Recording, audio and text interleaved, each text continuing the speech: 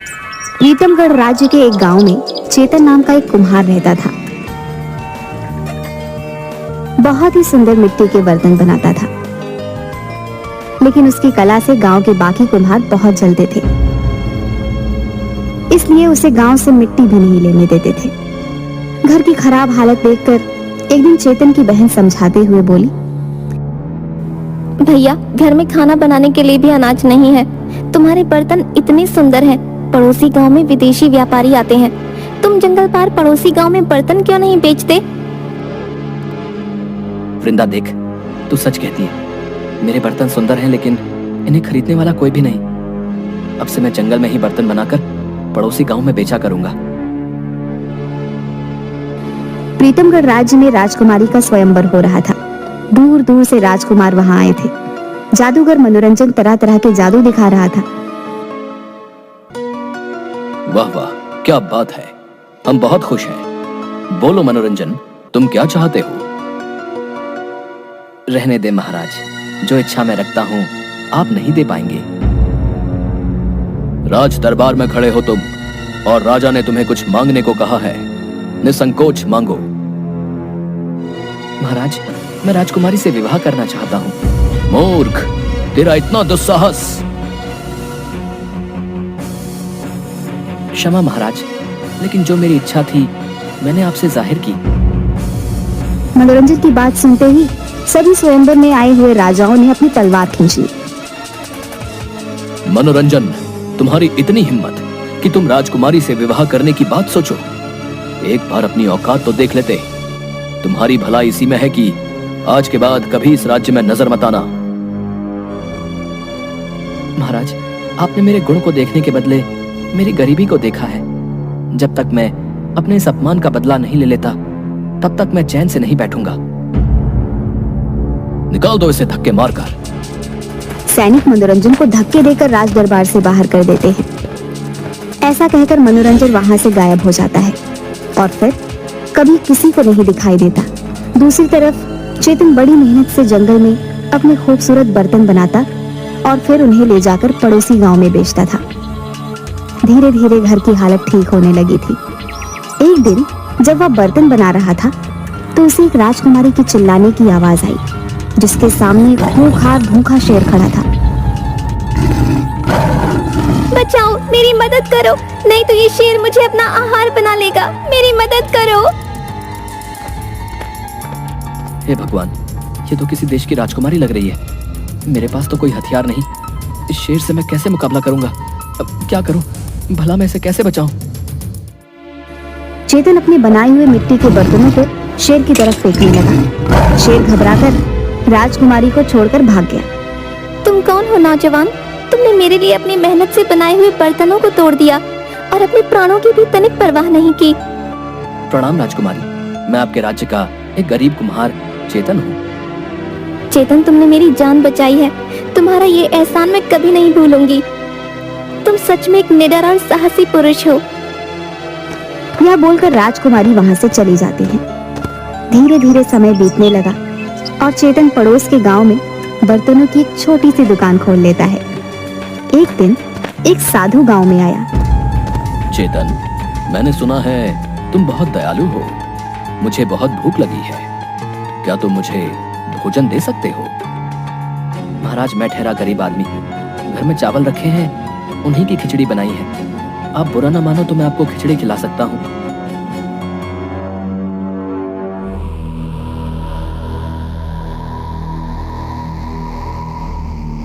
तेरा दिल एक राजा के समान बड़ा है। एक दिन तू इस देश का राजा बनेगा। ये आप क्या कह रहे हैं महाराज? मैं तो ऐसा सपना भी नहीं देखता। ये तो पूरी तरह से असंभव है। हाँ बेटा, इस दुनिया में कुछ भी असंभव नहीं है। मैं तुझे आशीर्वाद देता हूँ कि तेरा हर बर्तन जादुई होगा।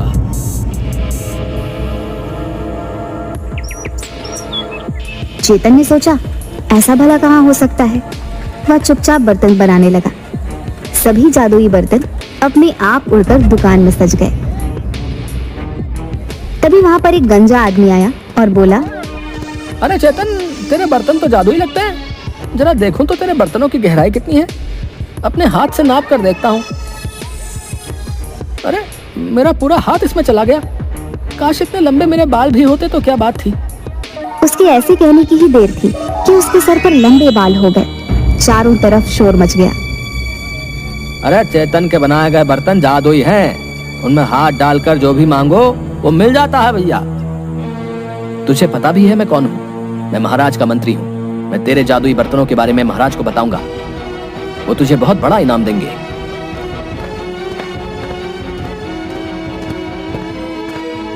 कि मंत्री ने चेतन की जादुई मिट्टी के बर्तनों की बात महाराज को बताई तो वह भी अपनी किस्मत आजमाने चेतन के पास चले आए और बोले, अरे चेतन, सुना है तू जादुई बर्तन बनाता है।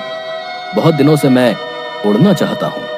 देखो तेरा घड़ा मेरी क्या मदद कर सकता है। ये लीजिए महाराज, यही वो घड़ा है। आप जो चाहे मांग लीजिए।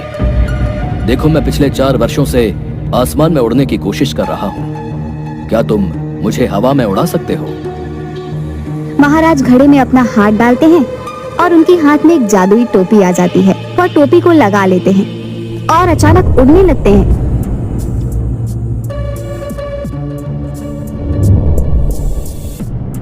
वाह कमाल हो गया।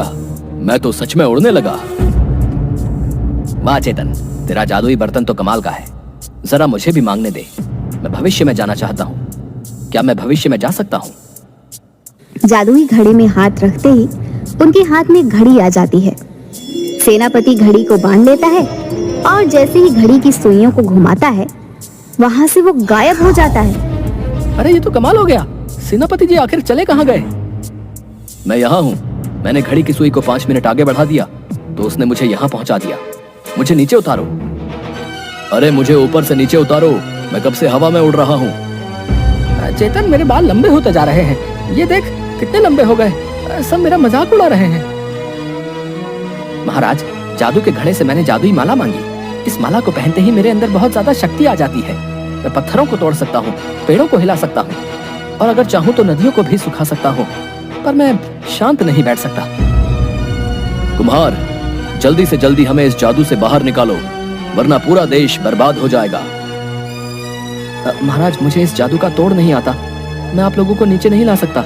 ना ही मैं सेनापति जी के समय को बदल सकता हूँ और ना ही मंत्री जी के बढ़ते हुए बालों को रोक सकता हूँ। मूर्ख कुम्हार, तुम्हारे जादुई घड़े के कारण हमारी ये दशा हुई है। अब अगर तुमने ये सब ठीक नहीं किया तो हम तुम्हारा वो हाल करेंगे कि तुम्हारी रूह कांप जाएगी। हे भगवान, अब मैं उस साधु को कहाँ ढूंढूं?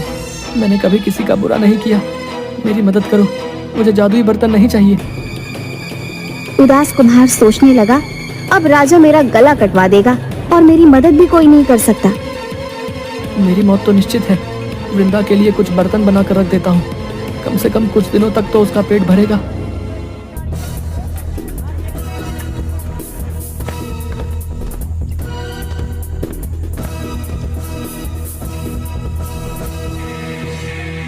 राजकुमारी, जादुई बर्तनों की वजह से मैं बहुत बड़ी मुसीबत में पड़ गया हूँ।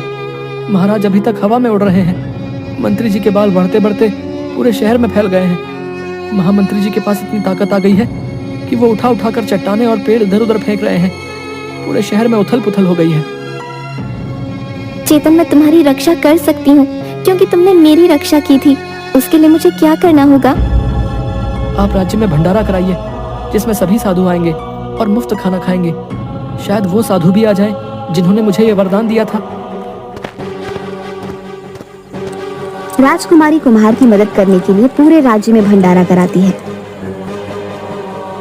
दूर दूर से साधु महात्मा आकर राज्य में मुफ्त खाना खाने लगते हैं, लेकिन वह साधु नहीं आता। यह देखकर चेतन जोर जोर से रोने लगता है। महाराज, आप आ गए। अपना वरदान वापस ले लीजिए। मैं बहुत मुसीबत में पड़ गया हूँ। ऐसा क्या हो गया है बेटा? पिछले 2 दिनों से हमारे महाराज हवा में उड़ रहे हैं। मंत्री जी के बाल बड़े होते जा रहे हैं। न जाने क्या क्या हो रहा है। अपना आशीर्वाद मैं वापस तो ले सकता हूँ, लेकिन उसके लिए तुम्हें एक वादा करना होगा। कैसा वादा महाराज? आप जो कहेंगे मैं सब करने को राजी हूँ। तो फिर चलो, मेरा आशीर्वाद याद है ना? अब तुम्हें राजा बनाने का समय आ गया है।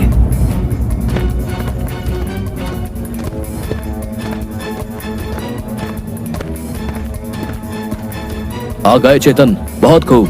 हमें जल्दी से पहले की तरह बना दो। हम तुम्हें राज्य का शाही कुमार घोषित करते हैं और तुम्हें सारी सुख सुविधाएं दी जाएंगी। बोलो, तुम और क्या चाहते हो? महाराज, सब कुछ पहले की तरह करने से पहले मैं आपसे एक वरदान मांगना चाहता हूँ। अब और देर नहीं करो, जल्दी बताओ तुम्हें क्या चाहिए। जान को बख्श दें तो बताओ महाराज, मुझे राजकुमारी से विवाह करना है। तुम्हारी इतनी हिम्मत कि तुम राजकुमारी से विवाह करने की बात सोचो। अगर आज मैं हवा में यहां उड़ने को मजबूर ना होता तो तुम्हारा सर कलम करवा देता। अरे कोई उतारो मुझे हवा से। पिताजी, ये वही है जिसने जंगल में मेरी जान बचाई थी। अब तो मेरी जान इसकी अमानत है। ऐसा है तो हमें शादी के लिए तैयार हैं। सुनो सभी, राजकुमारी की चेतन से शादी की तैयारी शुरू की जाए। महाराज, देखा, अब आपके पास कोई चारा नहीं है। आपको राजकुमारी का विवाह साधारण कुमार चेतन से ही करना होगा। मेरी प्रतिज्ञा पूरी हुई।